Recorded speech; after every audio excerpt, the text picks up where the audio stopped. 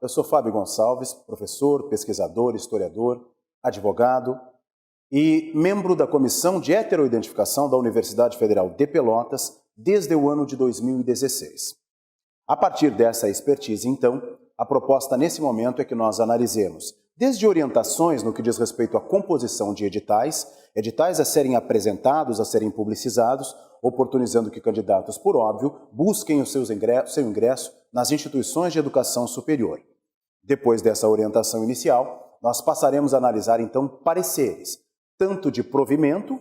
quando da apresentação de eventuais recursos por parte de candidatos que tenham aquilo que postulam, seu ingresso eventualmente indeferidos, quanto pareceres de desprovimento. Então, num primeiro momento, de pronto, passando a orientação no que diz respeito à composição dos editais, é preciso que se façam alguns apontamentos. Os editais, por óbvio, eles devem obedecer à ideia estrutural de cada uma das procuradorias, sobretudo no que diz respeito aos apontamentos jurídicos, aos amparos em diplomas legais. Independentemente das instituições, algumas orientações são comuns. É claro que os editais, por óbvio, não podem trazer preceitos que não sejam constitucionais. Mas, para além disso, e no caso específico, quando tratamos da busca pelo ingresso a partir, por exemplo, das vagas reservadas, qual seja para autodeclarados pretos e pardos, ou mesmo indígenas, ou ainda para pessoas deficientes, recentemente incluídas nestes processos que reservam vagas de reparação, nós precisamos observar aí alguns apontamentos, como disse, Alguns diplomas legais não podem deixar de ser citados,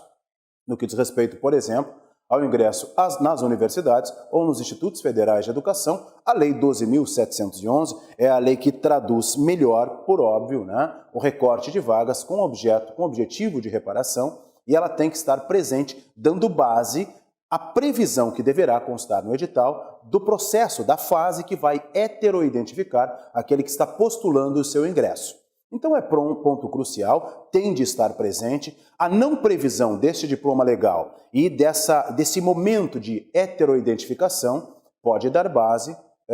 para qualquer tipo de contestação, por óbvio, e até para uma anulação, uma impugnação do edital eventualmente vigente.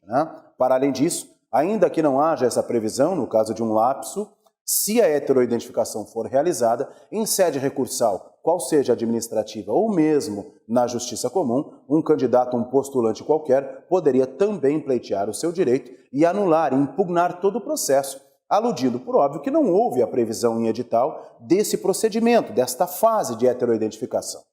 Traduzindo, então, de uma maneira bem direta, é preciso que os editais apresentem de forma expressa que haverá uma fase de heteroidentificação, que vai condicionar o ingresso deste postulante à instituição que ele busca, por óbvio, ingressar, qual seja o Instituto Federal de Educação ou mesmo uma universidade pública federal. A não previsão desta fase, a não previsão expressa apontando os diplomas legais que a regulam, Lei 12.711 nesse caso, ou no que diz respeito aos deficientes, aproveitando o recorte, a Lei 13.409, a não previsão desses diplomas legais e expressamente desta fase pode dar ensejo à impugnação do edital e, como disse, numa fase posterior recursal, por óbvio, o candidato deve aludir que não houve essa previsão, portanto, ele não poderia saber do que viria a acontecer, não estando preparado, e a não previsão em edital, sabendo que são os editais que regulam esse processo, são eles que ditam a norma que será vigente nesse processo,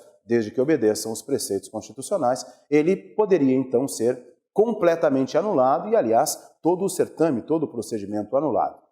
Então,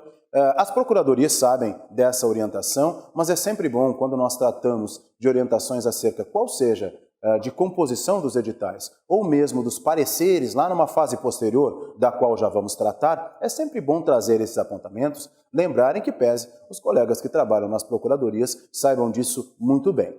Avançando, passando então a tratar nesse momento, essencialmente, das fases, num primeiro momento administrativas, que requerem provimento ou desprovimento, portanto manifestações das comissões que vão tecer as heteroidentificações, eu vou aqui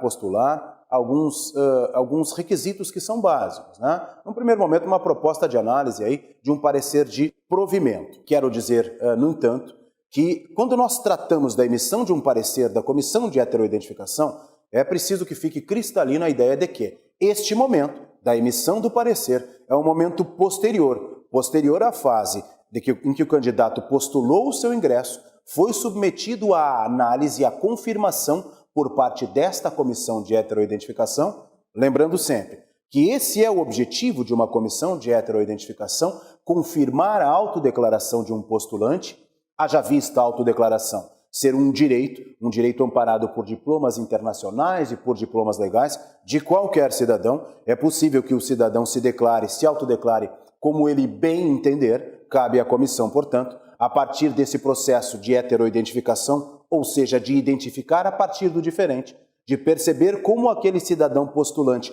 é visto pela sociedade, emitir um parecer que vai confirmar ou não confirmar. A comissão, ela não decide efetivamente, ela emite um parecer. A comissão não faz juízos de valor. Com base na sua expertise, na sua formação, ela emite os seus pareceres. E a partir da emissão dos seus pareceres, a instituição, através dos seus órgãos administrativamente constituídos, vai definir se aquele candidato efetivamente avançará ou não avançará no processo. Claro que é sabido que não ter uma análise de provimento, uma análise positiva, portanto, por parte da comissão de heteroidentificação, implica no não seguimento daquele candidato, daquele postulante, dentro do processo seletivo. Equivale dizer que, em fase administrativa, quando o candidato postula a sua vaga e passa por um processo de heteroidentificação, ele é analisado se há o provimento, se é confirmada a sua heteroidentificação, se, portanto, a banca que vai heteroidentificá-lo, confirma que a sua caracterização, a sua característica fenotípica como um todo, condiz com a sua autodeclaração e, portanto, emite o provimento, o candidato avança para as outras fases, eventualmente previstas pelo edital, e tem o seu segmento, portanto, na busca pelo seu ingresso na instituição respectiva. O desprovimento, ele tem um efeito contrário. O desprovimento, portanto, a partir daquele momento, ele impõe que o candidato, segundo a análise da comissão, não condiz com aquilo que ele está dizendo, ou pelo menos com a sua sensação de pertencimento, no que diz respeito, por óbvio, à sua condição fenotípica. Observa que a base para o trabalho da comissão de heteroidentificação é a análise fenotípica. Há um amparo sociológico, há um amparo legal para essa análise pontual. Como disse, a comissão de heteroidentificação, ela emite um parecer a partir da visão, da percepção do diferente. Representa-se ali naquele momento, a partir do trabalho da comissão de heteroidentificação, a visão que a sociedade tem acerca daquele que postula o seu ingresso. Quando a comissão, como disse, dá provimento, emite um parecer positivo, dizendo que o postulante, acerca da sua autodeclaração, tem a sua condição fenotípica condizente, ele avança. Se ela diz que não, se ela dá um parecer de desprovimento, se ela emite um parecer negativo, portanto, o candidato, no mais das vezes, não avança, salvo em processos seletivos específicos que prevejam pelo edital outras possibilidades. Então, em termos gerais, nós vamos tratar dessas peculiaridades agora. Vamos tratar, por exemplo, em sede administrativa, das opções recursais que o candidato tem, qual seja de um provimento. É claro, há a possibilidade, ainda que o candidato tenha confirmada a sua heteroidentificação pela emissão de um parecer da comissão de heteroidentificação, que ele resolva apresentar alguma outra razão que o queira, né? Um recurso, ele não surge, a possibilidade para um recurso, ela não se apresenta apenas quando do desprovimento, apenas quando há uma manifestação negativa que eventualmente vai impedir este candidato de seguir no certame até o alcance da sua vaga postulada. Então nós vamos analisar aí,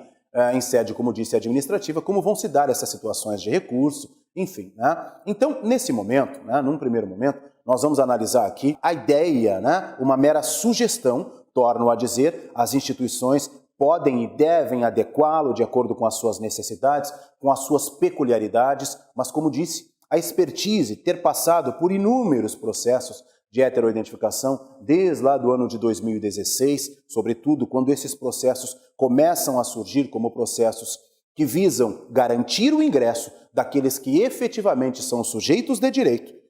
através das vagas reservadas, qual seja para autodeclarados pretos e pardos, portanto negros, segundo as imposições, né, e as orientações do IBGE no Brasil, né, qual seja para os indígenas, ou mesmo agora, né, numa outra forma de análise, que não é a da Comissão de Heteroidentificação, né, mas sim de núcleos que analisam a acessibilidade nas instituições respectivas dos portadores de deficiência. Mas trazendo então pontualmente para o recorte que vai tratar das questões vinculadas à etnicidade, à questão racial, enquanto aquela que vai determinar quem é ou não sujeito de direito para a ocupação da vaga. Vamos então analisar, num primeiro momento, uma sugestão de parecer de provimento, que vai confirmar, portanto, que o postulante está se autodeclarando de uma forma em que condiz, que a sua própria autodeclaração, ela confere, ela bate com a sua condição fenotípica. Então há aqui uma sugestão, né, na qual eu uso